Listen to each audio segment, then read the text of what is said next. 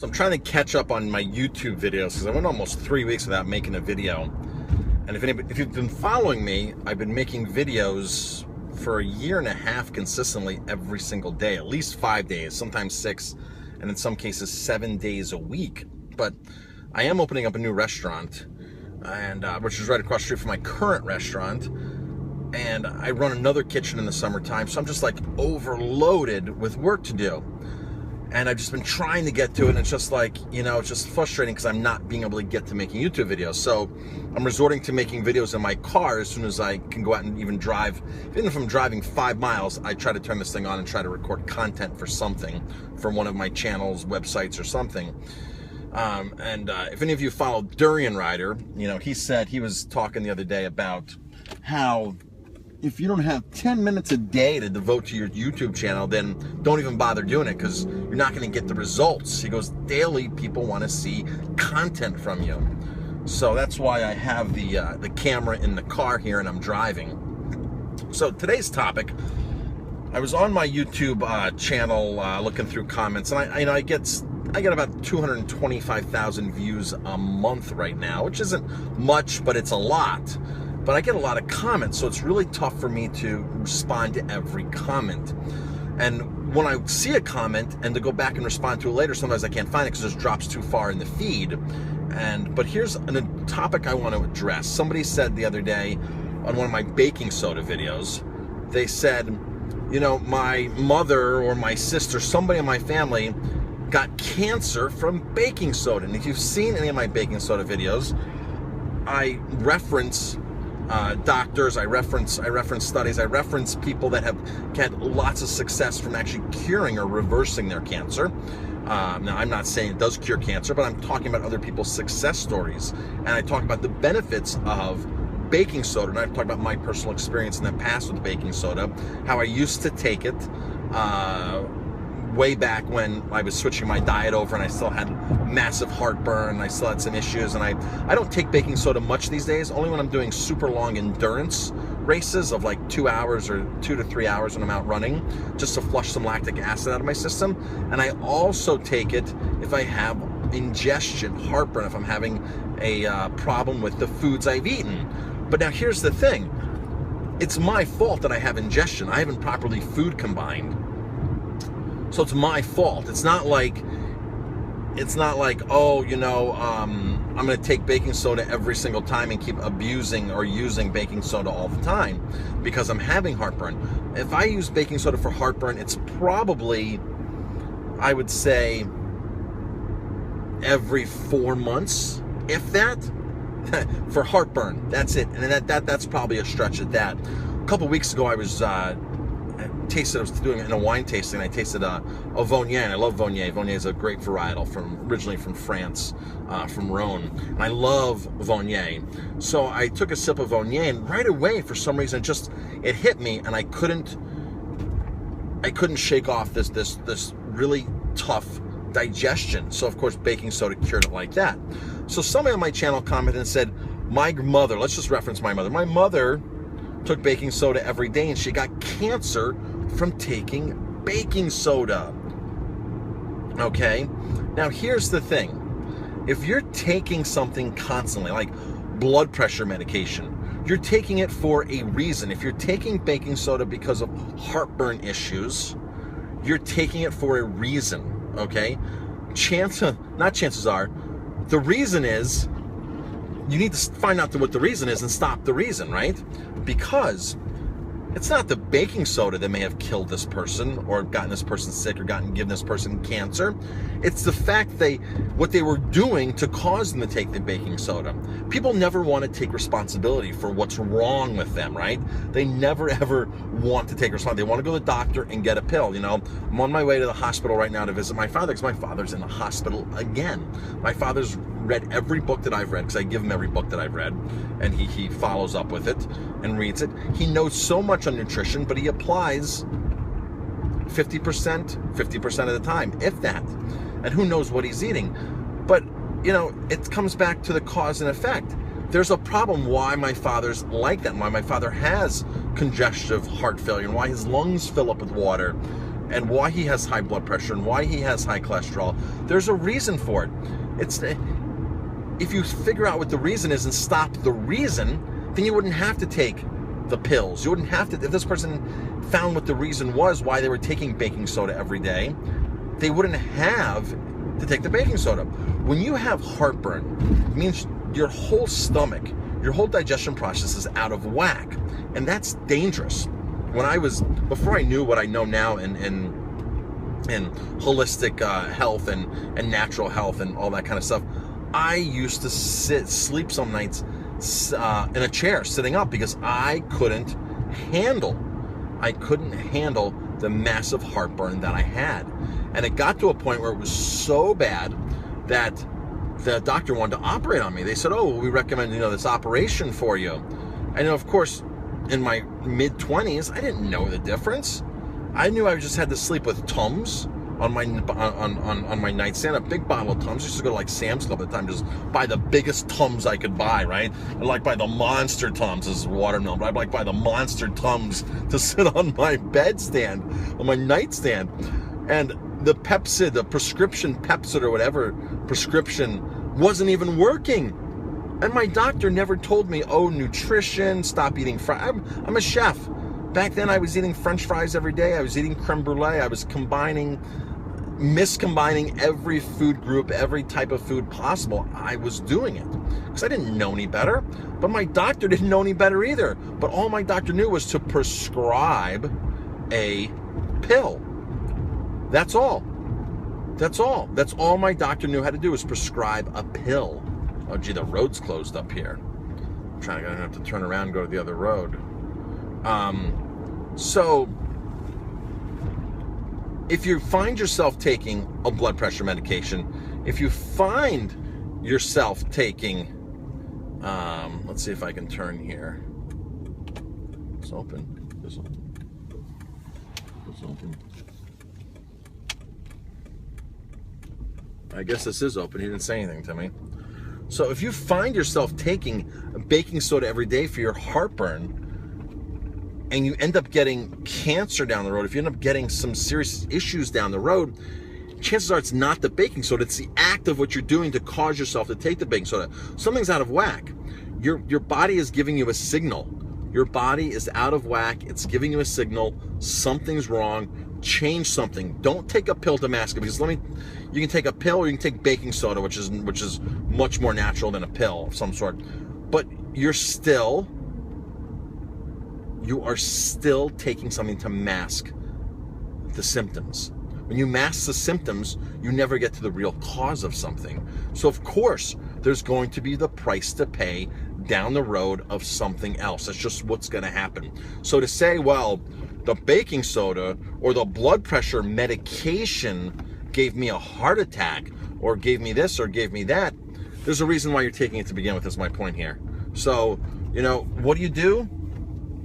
You start exercising. Like in my father's case, my father refuses to exercise. It's a shame just to sit there, to watch him just sit there and do nothing. But he has no desire to walk. He has no desire to do anything.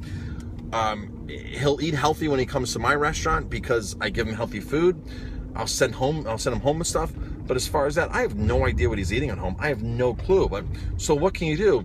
Well, adopt a plant-based diet. There's tons of great information on a plant-based diet out there. A lot of cardiologists are recommending plant-based diet. A lot of doctors like Dean Ornish are recommending a plant-based diet to get rid of all the animal products and all that crap in your system, all that crap in your food supply. If you just start reading ingredients, and there's so many things you can do. This video is really not on what you can do specifically. You got to follow my channel. You got to follow other people. There's a ton of stuff you can do that I did that worked fantastic. I became plant-based. I cut out white sugar. I cut out white flour. I stopped eating fried foods. When I mean plant-based, I mean no animal products. So yes, eating a vegan diet.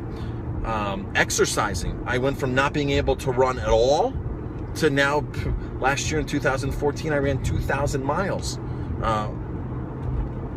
some of my friends ran 3,000 miles. So, you know, I'm kind of behind them. This year, I'm only going to run about 1,000 miles because I cycle more this year. I did a lot of snowshoeing during the winter time.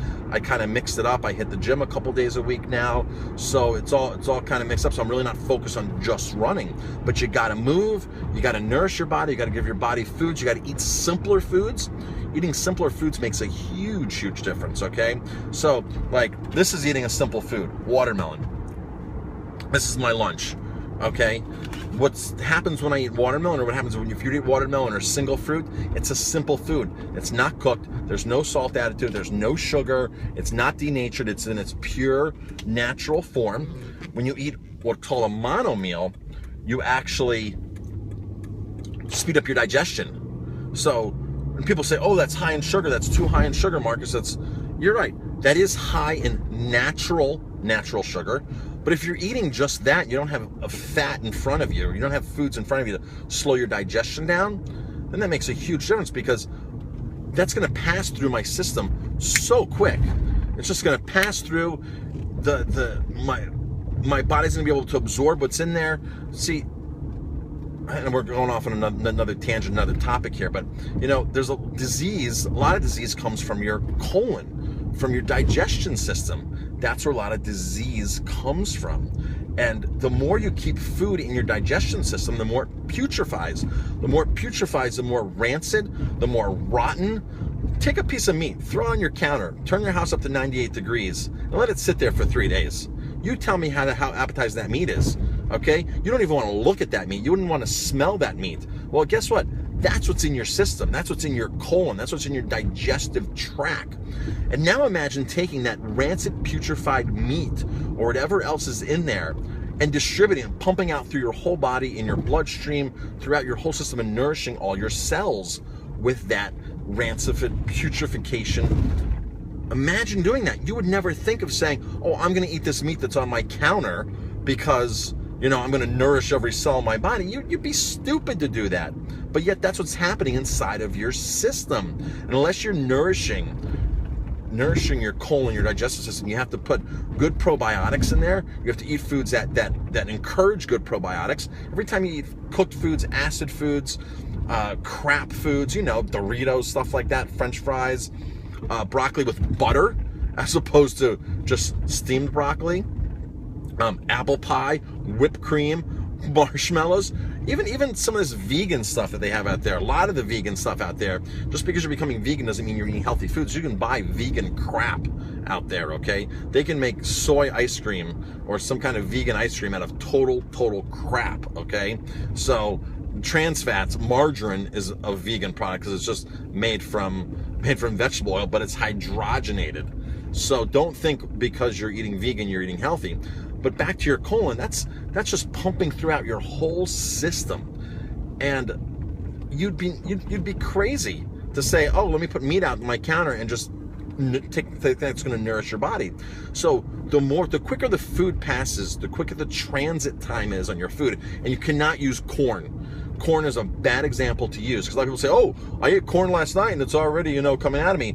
That corn never gets digested. It just passes right through you. You want to judge it on times of food that's properly being digested and then passing through. So corn is a bad example. Beets are a good one. Eat beets. Eat a lot of red beets and see when the red beets come out at the other end, because that'll help you judge your transit time. And the more junk you eat, the more flour you eat, the more gluten, what's the key word of gluten? Glue. The more glue foods you eat, the more that compacts in your colon. And the more it just packs on, and packs on. So when you eat these mono meals and you eat simple foods that aren't cooked, that aren't denatured, it passes through your system much quicker. The putrefaction, the rancidity, the rotting of the foods doesn't happen nearly as much, if not at all. And you're eating the foods that are actually going to nourish your body, and that's what you want to do. So did baking soda cause this person's cancer? Did taking a blood pressure medication cause this person's heart attack? What is the cause and effect? That's what you really have to look at, what you're really doing to your body on a daily basis. And a lot of people say, oh, I'm just having this moderation. I'm just doing this in moderation. Moderation sucks. Moderation, on a cellular level, people say, oh, I'm moderating, right? But on a cellular level, they don't know that you're only having one donut from Dunkin' Donuts. They don't know that you're only having 3 or 4 French fries. They don't know that you're having only a half a bag of Doritos, right? Your cells don't know that. When I say they, your cells do not know that. And all cells know is life or death, right? You're going to give them something that nourishes their body, or you're going to give them something that kills them. So homeostasis, just staying the same, life isn't like that. Life either grows or dies. You're either growing or dying. That's how your cells work. They grow or die. You give them one French fry, they're not going to grow from one French fry. What are they going to do? They're going to die from one French fry. You give them kale, they like kale, so they're going to live from kale. You give them watermelon, you give them things that can fuel them. Your body is fueled from glucose. Every cell in your body runs on glucose, which is why eating fruit is just so important, eating a lot of fruit just to fuel your whole body. You're not fueling your body eating this or getting this rancid, putrefied meat or other things just pumped through your system. So chances are when some people get cancer and they go in and operate, they do radiation, they do chemo in one area, people sometimes get cancer back in a different area of their body, because that's not where the cancer came from. Your breast is not where the cancer came from. Your wherever it is, your lymph, that's not where the cancer came from. That's just where the cancer just manifested and actually grew out in one of the weaker parts of your body that couldn't fight it off. It actually could have come from your whole system, pumping the symptoms, pumping the precursors, pumping whatever it is out into your whole body. And then all of a sudden, every part of your body is, trying to defend off what the causes of cancer may be, but yet your breast is not able to it. Your whatever part of your body, your liver, whatever it is not able to fight it off, and that's where the cancer develops. To think that cancer is just like totally in one spot and only one spot only is such an old paradigm of thinking for doctors, but yet still, that's what they do. They just address, when you go to the doctor and you get chemo and radiation, they just address and pinpoint right where the cancer is right there, and they forget about the rest of your body, your whole body, as if your breast is something totally separate, or wherever it is something totally different than the rest of your body. And that could be the farthest from the truth. It's throughout your body. So, cause and effect, do the right thing, plant-based diet, start reading books left and right. I'm not here to give advice. I'm not quote unquote credentialed to give advice. But if you start reading my blog, you start watching my videos, you'll see that I dropped all my medications, that I got rid of asthma for 28 years. I lost weight. I became a runner. I was never able to run a quarter of a mile before without getting a major asthma attack. I was in the hospital every winter because my immune system was compromised because I had asthma. Compromised immune system is asthma. And my doctor, every doctor I've ever had my whole life until I was 28 years old, never told me that I could get rid of asthma. They never told me what to do to get rid of asthma. I had to figure it out myself. So if you're gonna say, well, I don't have credentials and I'm not a doctor, I'm telling you what worked for me. I'm not just sharing my experience and my advice. Is it gonna work for everybody? I don't know. I mean, how different are we all?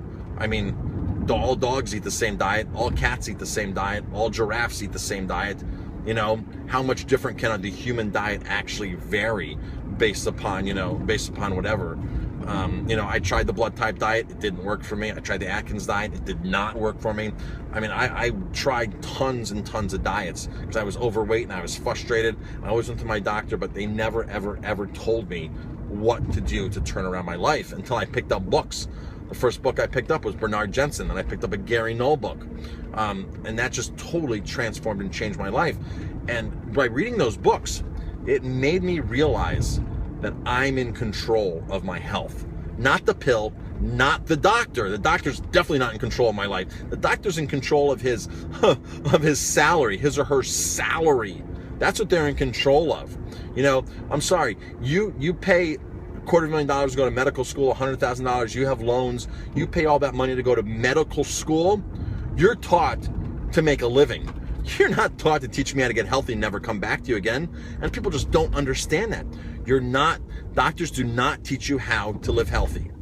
Because if they did, they couldn't pay their college loans. They couldn't make a living for their family. That's not what it's about. People just think, oh, go to the doctor and do this, do that, do that.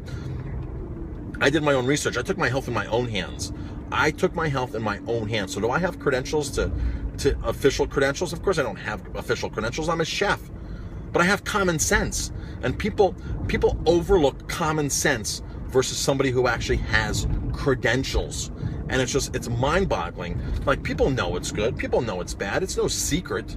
You know, it was no secret. I knew that I was eating something that was giving me heartburn up until I was 28 years old. I knew that. But, you know, I'd never really understood the drastic, and I mean drastic, effect of food on your system. Drastic. I'm not saying small effect. I'm saying drastic effect of food on your system. Because within 30 days, done, gone, finished, history. Acid reflux was gone. All my medications were gone. Asthma was gone within I like to say 90 days because I don't really officially remember. But I got to be honest with you, my asthma was pretty much gone after 30 days. It might have been 45. It might have been 50. I just round up to 90 because, you know, in 3 months, you can totally transform your life. And that's what I did when I was 28 years, totally transformed it. And the guys with credentials, the medical doctors that got the credentials, couldn't do it. They didn't know how to do it. And if they did know how to do it, they weren't telling me how to do it. So, cause and effect, everything makes a difference. Start reading books. Start looking at every diet. I looked at every diet. I experimented. I did all these things. And when it came down to it, plant-based was where it was at for me. Plant-based was totally where it was at for me. But beyond plant-based, real, whole, living foods. And do I eat vegan marshmallows? Yeah, I eat vegan marshmallows. I'm not perfect. I'm not super strict. And I know vegan marshmallows aren't good for me, but I'm not using the moderation card. A lot of people say, oh, moderation. No, I know moderation. There's no such thing as moderation, life or death, but I still enjoy a vegan marshmallow. I still enjoy other vegan foods that might be more processed. But, you know, I turn around and I go back and I have my half gallon of green smoothie. I go back and I eat my fruit. I go back and do all those things. I go back and run. I exercise. I do all those. So don't blame the pill. Don't blame the baking soda. Blame what you're doing. Take responsibility for what you're doing and take charge of your life.